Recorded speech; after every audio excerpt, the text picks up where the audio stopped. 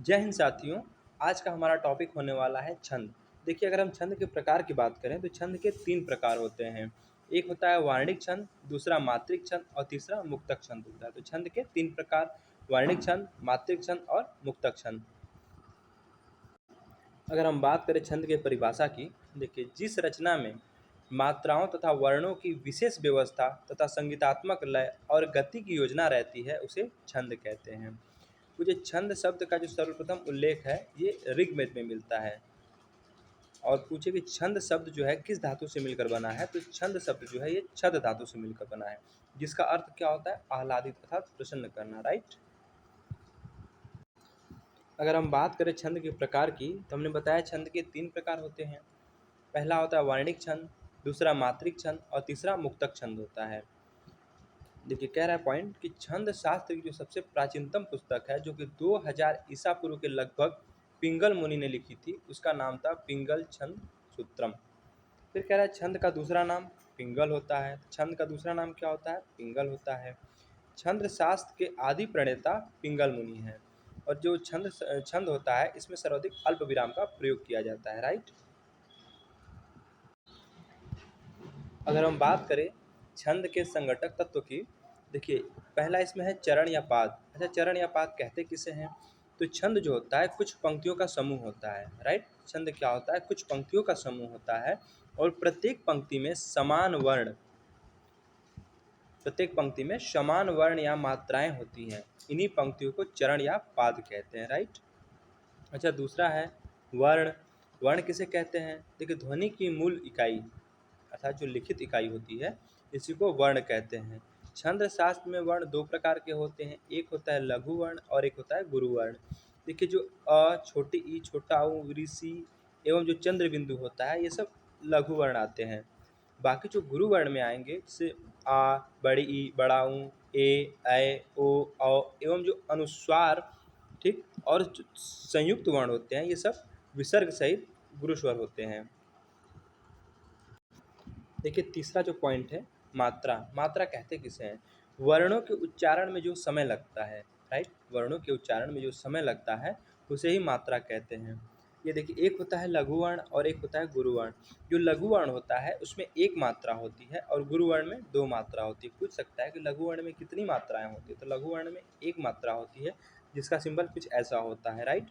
अगर हम बात करें गुरु वर्ण की, इसमें दो मात्राएं होती है, जिसका सिंबल ऐसा होता है, राइट। आगे हम देख लेते हैं क्रम। क्रम कहते किसे हैं? वर्ण या मात्रा की व्यवस्था जो होती है उसी को क्रम कहते हैं, राइट। वर्ण या मात्रा की व्यवस्था को क्रम कहा जाता है। देखिए, पांचवा पॉइंट है यति। यति किसे कहते हैं? छंदों को पढ़ते समय बीच बीच में कुछ रुकना पड़ता है, इन्हीं विराम स्थलों को यति कहते हैं, राइट। कह रहा है छंद को जब पढ़ेंगे तो बीच बीच में कुछ रुकना पड़ेगा, इन्हीं विराम स्थलों को हम क्या यति कहते हैं। देखिए, सामान्यतः छंद के 4 चरण होते हैं और प्रत्येक चरण के अंत में यति होती है, राइट। तो सामान्यतः छंद के कितने चरण होते हैं? 4 चरण होते हैं और प्रत्येक चरण के अंत में यति होती है। देखिए, अगला पॉइंट हमारा है छठवां, ये है गति। अच्छा, गति कहते किसे हैं? गति का अर्थ लय। क्या होता है? गति का अर्थ लय होता है। छंदों को पढ़ते समय मात्राओं के लघु अथवा दीर्घ होने के कारण जो विशेष स्वर लहरी उत्पन्न होती है उसे गति कहते हैं, राइट। तो गति किसे कहते हैं? गति का अर्थ क्या होता है? लय। और छंदों को जब पढ़ते समय मात्राओं के लघु अथवा दीर्घ होने के कारण जो विशेष स्वर लहरी उत्पन्न होती है उसे ही हम गति कहते हैं। उसके बाद देखिए तुक। तुक किसे कहते हैं? छंद के प्रत्येक चरण के अंत में स्वर व्यंजन की समानता को तुक कहते हैं, राइट। तुक किसे कहेंगे? छंद के प्रत्येक चरण के अंत में स्वर व्यंजन की समानता को तुक कहा जाता है। आइए हम बात कर लेते हैं अब गण की। गण किसे कहते हैं? ये हमारा 8वां पॉइंट है। 3 वर्णों के समूह को गण कहते हैं। कितने वर्णों के? 3 वर्णों के समूह को। अगर पूछे गण की संख्या तो इनकी संख्या 8 होती है। अच्छा, इनका एक सूत्र होता है, जैसे य माता राजभान सलगा, ये इसका सूत्र है। देखिए, अगर हम बात करें गण की, कह रहा है य माता राजभान सलगा। य से होता है यगड़, म से होता है मगड़, त से होता है तगड़, रा से होता है रगड़, ज से होता है जगड़, भ से होता है भगड़, न से नगड़ और स से सगड़ होता है, राइट। इनकी संख्या कितनी हमने बताई थी? 8 होती है। आइए एक एक करके देख लेते हैं। देखिए, इधर गण, चिन्ह, प्रभाव, उदाहरण और गण का नाम देखेंगे, राइट। जैसे हमने देखा य माता। अगर य माता के चिन्ह की बात करें तो य में एक मात्रा है, माँ में दो मात्रा है और ता में दो मात्रा है, राइट। इसका चिन्ह क्या होगा, एक होगा लघु और दो गुरु होंगे। इसके प्रभाव की बात करें तो शुभ, और उदाहरण क्या है, जैसे बहाना। बहाना में क्या है, ब में एक मात्रा, हा में दो मात्रा और ना में दो मात्रा, राइट। और गण का नाम पूछे तो यगण होगा। अब देखिए दूसरा जो हमारा है मा ता रा, राइट।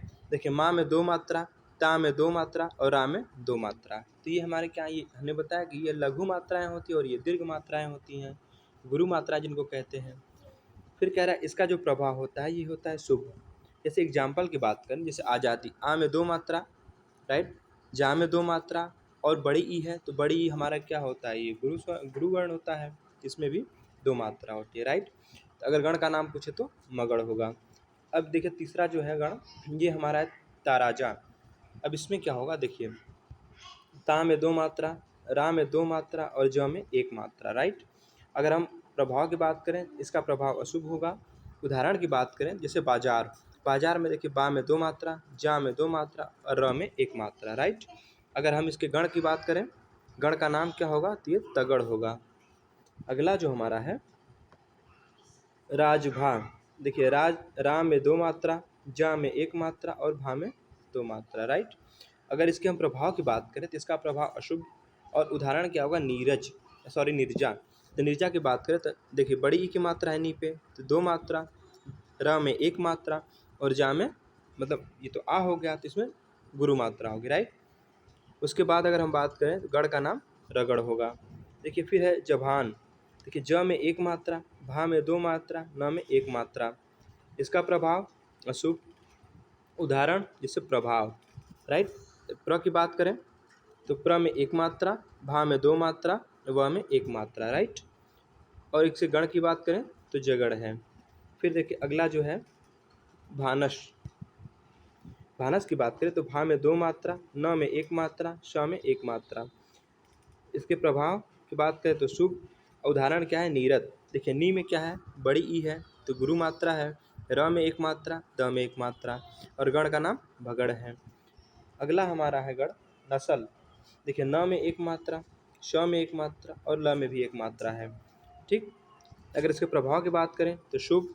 उदाहरण जैसे कमल, क में एक मात्रा, म में और ल में, दोनों में एक एक मात्रा है, राइट। अगर गण का हम बात करें तो नगड़ होगा। अगला है और लास्ट सलगा। देखिए स में एक मात्रा, ल में एक मात्रा और गा में दो मात्रा। प्रभाव की बात करें तो शुभ। उदाहरण की बात करें तो वसुधा। देखिए व में एक मात्रा, छोटा ऊ है ना, तो छोटा ऊ हमारा लघु स्वर होता है, एक मात्रा, और धा में आ गया जो कि गुरु वर्ण है, गुरु स्वर है, तो इसमें दो मात्रा होगा, राइट।